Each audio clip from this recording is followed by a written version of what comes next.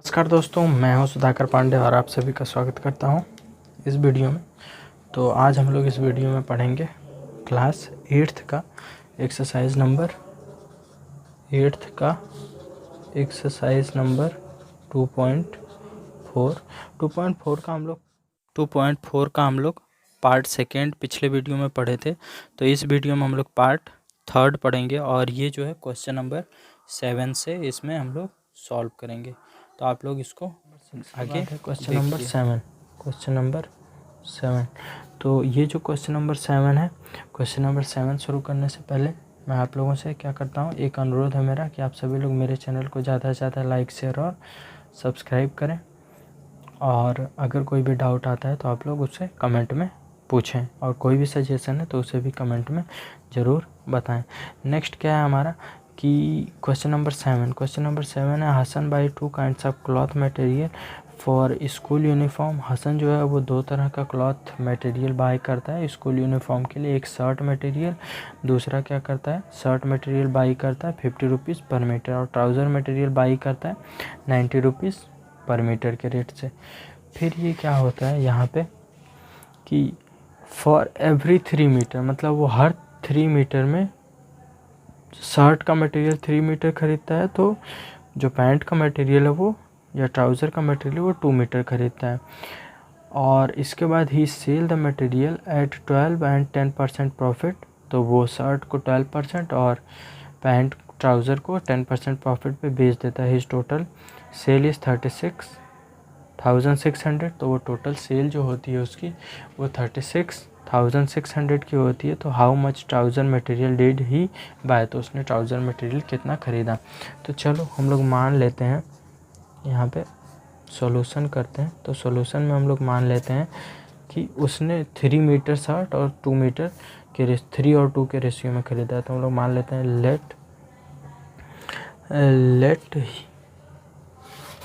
Late Hasan buy 3x metre shirt material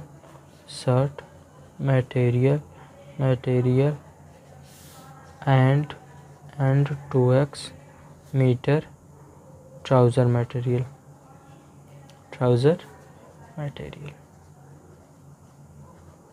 ठीक, अब हमें क्या मालूम है कि वो किस रेट पे ख़रीदता है। तो cost of 1 metre shirt material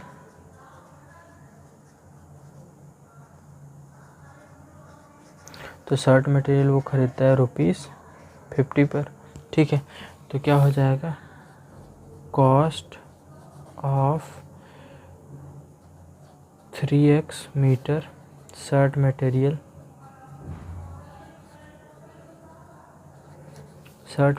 is equal to ₹50 into 3x, it means ₹150x। ठीक है, तो 3x मटेरियल इतने रुपए में वो ख़रीद लेता है।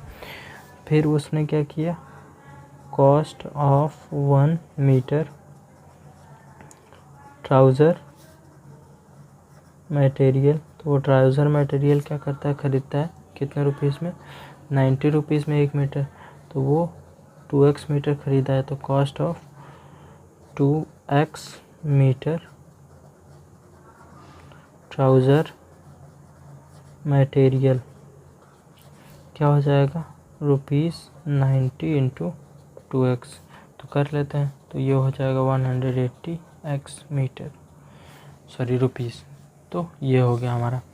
तो उसने टोटल कितने रुपए एक्सपेंड किए।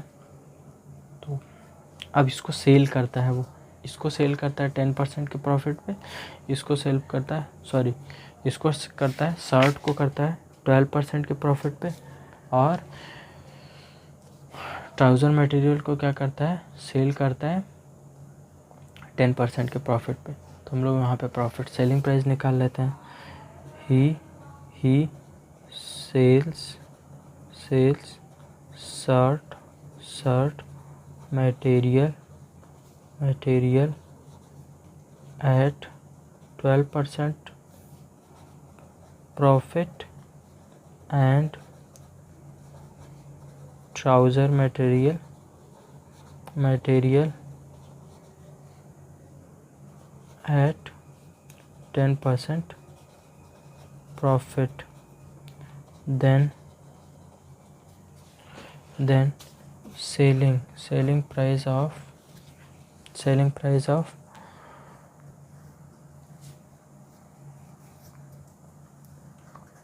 1 meter of shirt material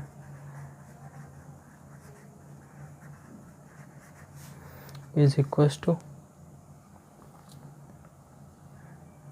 तो अब शर्ट का सेलिंग प्राइस बढ़ गया, तो अब हम लोग फार्मूला लगा लें। तो यहाँ पर हो जाएगा 100 plus profit percent upon 100 into cost price. तो कॉस्ट प्राइस क्या था 50 रुपीज़। तो अब यहाँ हो जाएगा हमारा, ये हो जाएगा 112 अपॉन 100 इंटू 50, 52 जा 2 5 जा 2 6 जा, तो वो कितने रुपीज़ में सेल करता है 56 रुपीज़ में। तो अब selling price of 3x metre shirt material, तो 3x मीटर शर्ट मटेरियल का क्या हो जाएगा प्राइस, तो 56 इंटू 3x, तो ये हो जाएगा 168x रुपीज़। ठीक, अब क्या हो जाएगा selling price of 1 metre trouser material. ठीक है, तो 1 मीटर का जो ट्राउज़र मटेरियल है वो कितने रुपीज़ में ख़रीदता था, तो 90 रुपीज़ में। अब उसको उसने 90 रुपीज़ में ख़रीदता था, तो सेलिंग प्राइस में प्रॉफिट हो रहा है 10% का, तो फार्मूला लगा दें। तो 100 plus gain percent upon 100 into cost price 90, तो अब ये हो जाएगा हमारा 110 अपॉन 100 इंटू 90, ये 0 इससे कैंसिल, ये 0 इससे कैंसिल, तो यहाँ क्या हो जाएगा 11 इंटू 9, इसका मतलब हो जाएगा 99 रुपीज़। ठीक है, तो अब यहाँ पे क्या हो जाएगा selling price of 2x metre of trouser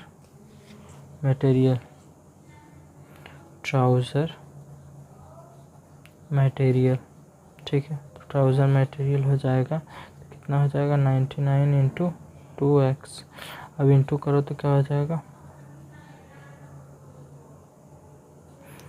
178x। ठीक है,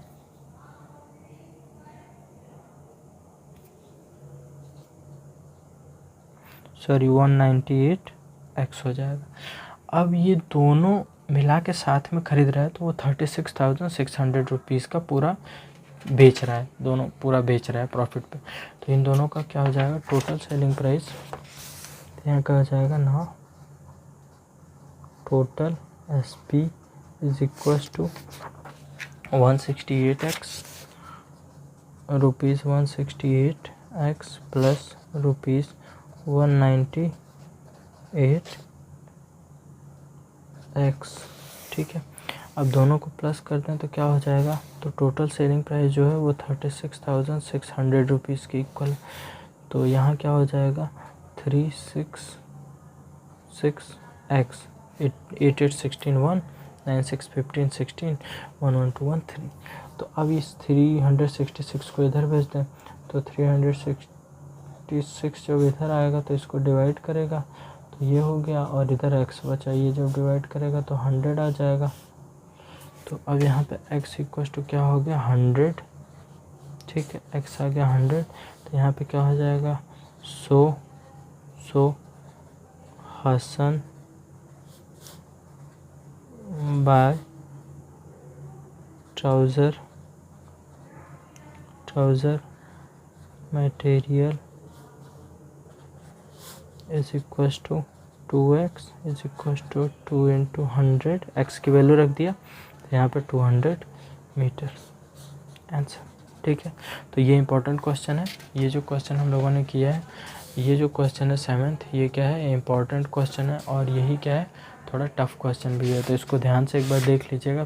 प्रोसेस लेंदी है, अगर आपको थोड़ा सा भी समझ आया होगा तो वो आप लोग क्या कर पाएंगे, आसानी से कर पाएंगे। बस उसमें कॉस्ट प्राइस और सेलिंग प्राइस का ही फार्मूला लगा है, सिंपल सा, लेकिन थोड़ा सा कंफ्यूजिंग है तो इसलिए टफ लगेगा, लेकिन अगर ट्राई आप लोग करेंगे तो कर लेंगे। नेक्स्ट क्वेश्चन नंबर 8 है। क्वेश्चन नंबर 8 का अगर हम लोग सोल्यूशन करें तो क्वेश्चन नंबर 8 में बोला है कि half of the herd are grazing in the field and 3/4 of the remaining are playing near by.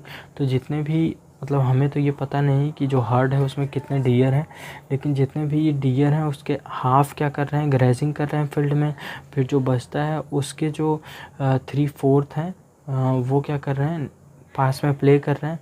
बाकी जो बचते हैं वो कितने होते हैं, 9 होते हैं। तो टोटल कितने हर्ड में डियर थे, तो ठीक है हम लोग मान लेते हैं x डियर थे। तो let the deer in the herd be x, then according to question. तो क्वेश्चन के अकॉर्डिंग क्या हो जाएगा कि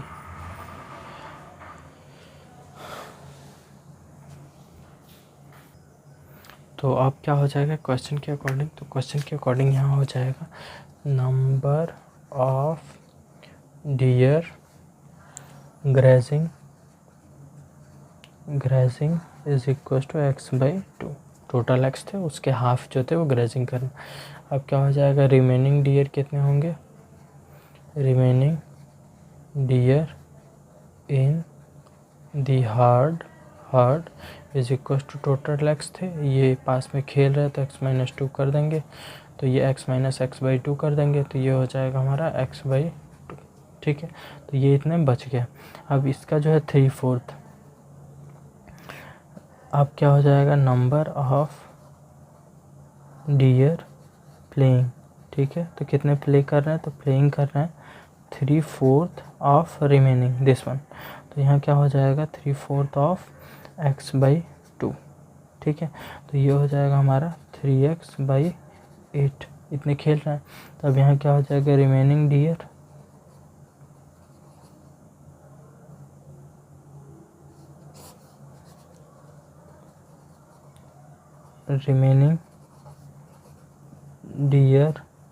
इन the herd is equal to x/2 minus 3x/8, minus कर लेते हैं तो यहाँ एलसीएम हो जाएगा 8, यहाँ हो जाएगा 4x, यहाँ हो जाएगा माइनस 3x, तो कितने हो गए, ये हो गया हमारा x/8। और ये जो है अब क्या है कि ये जो है ये क्वेश्चन के according, now according to question, तो क्वेश्चन के अकॉर्डिंग क्या हो जाएगा कि x/8 इज इक्वल टू 9। तो अब ये 9 है, तो अब ये क्या हो जाएगा, 8 को इधर भेज देंगे, तो यहाँ क्या हो जाएगा x equal to 9 into 8 into होगा तो 8 इक्वल टू क्या हो जाएगा 9 8 जा 72। तो number of dear in the herd is 72। ठीक है, तो जो नंबर ऑफ डियर हैं वो कितने हैं, 72 थे। नेक्स्ट जो क्वेश्चन है क्वेश्चन नंबर 9 है। क्वेश्चन नंबर 9 क्या है, a grand father is 10 times older than his grand daughter. तो ग्रैंड डॉटर से ग्रैंड फादर जो थे वो 10 ईयर्स ज़्यादा थे। तो हम लोग सॉल्यूशन में मान लेते हैं, let the grand daughter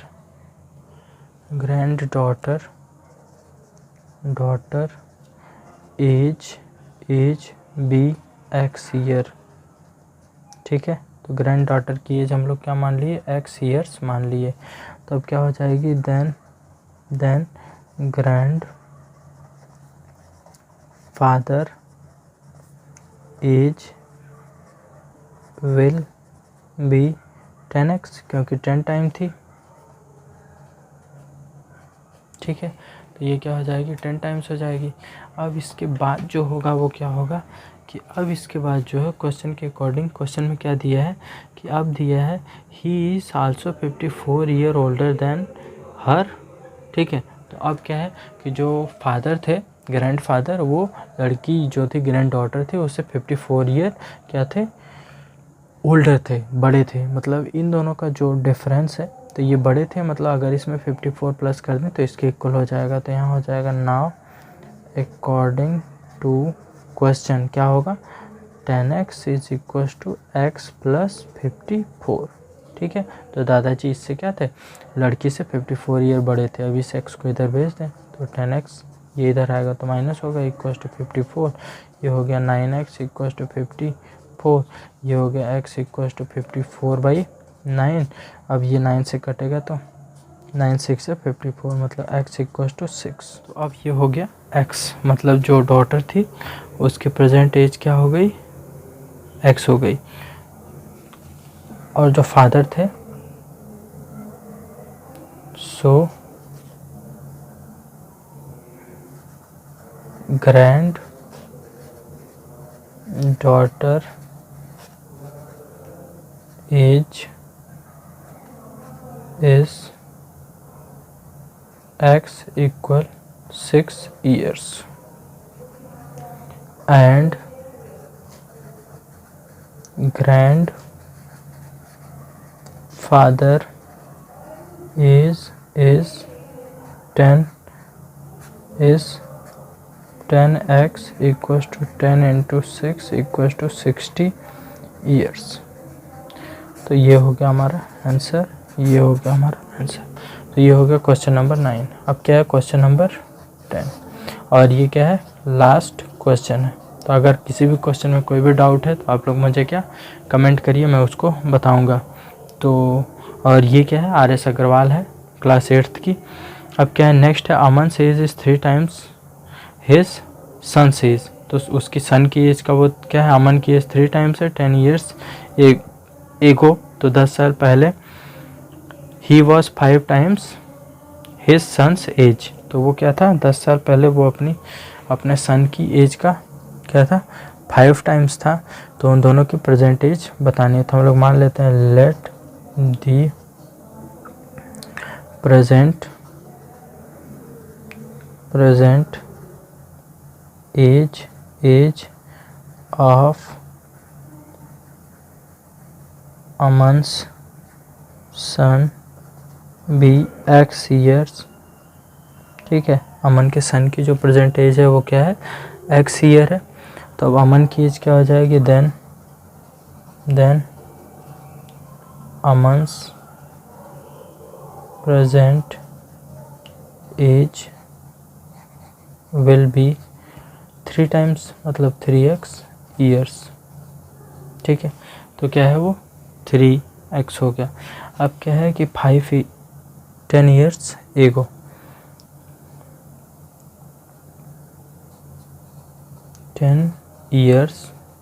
years ago their age will be x minus 10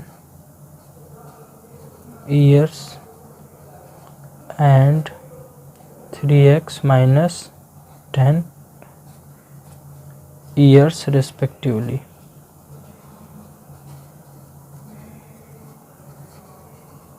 ठीक, तो 10 साल पहले जो अमन के सन की एज होगी वो x माइनस 10 होगी, और जो अमन की एज होगी वो 3x माइनस 10 होगी।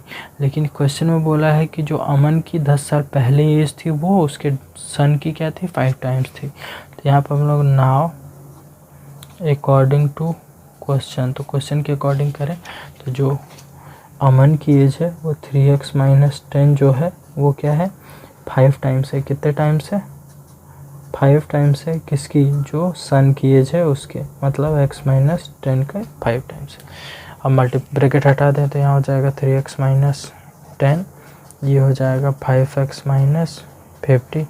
अब इस 5x को इधर, इस 10 को इधर, ये हो जाएगा 3x माइनस 5x, ये 10 इधर जाएगा तो 10 माइनस 50, ये हो जाएगा माइनस 2x, ये हो जाएगा माइनस 40, ये माइनस 2 इधर जाएगा तो x equal to minus 40 divided by minus 2, minus से माइनस कैंसिल, ये इससे 20, तो x इक्वल टू क्या होगा 20।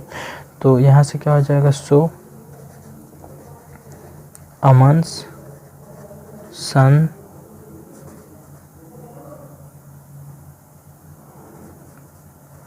प्रेजेंट एज इज, तो अमन के सन की जो प्रेजेंट एज है वो क्या है, x = 20 ईयर्स है।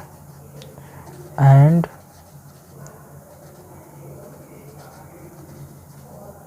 अमन्स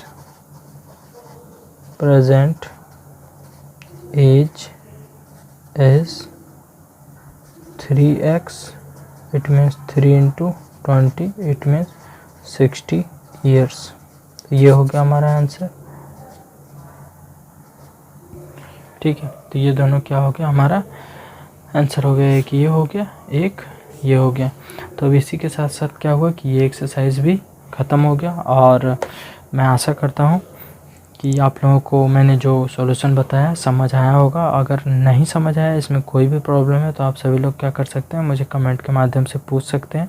और आप लोगों से मेरी एक गुजारिश है कि आप सभी लोग मेरे चैनल को ज़्यादा से ज़्यादा लाइक, शेयर और सब्सक्राइब करें। और आप सभी लोगों का बहुत बहुत धन्यवाद।